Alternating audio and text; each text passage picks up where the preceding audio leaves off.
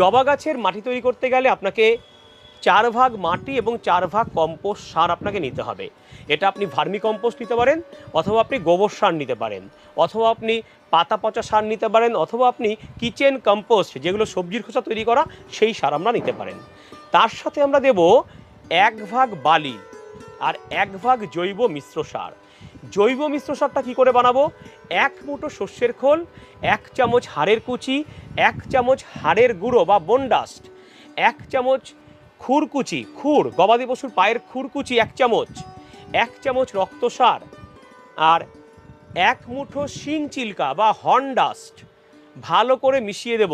তার সাথে মেশাবো 1 চামচ নিমের খোল এবং অবশ্যই হাফ চামচ ট্রাইকোডার্মা ভিরিডি।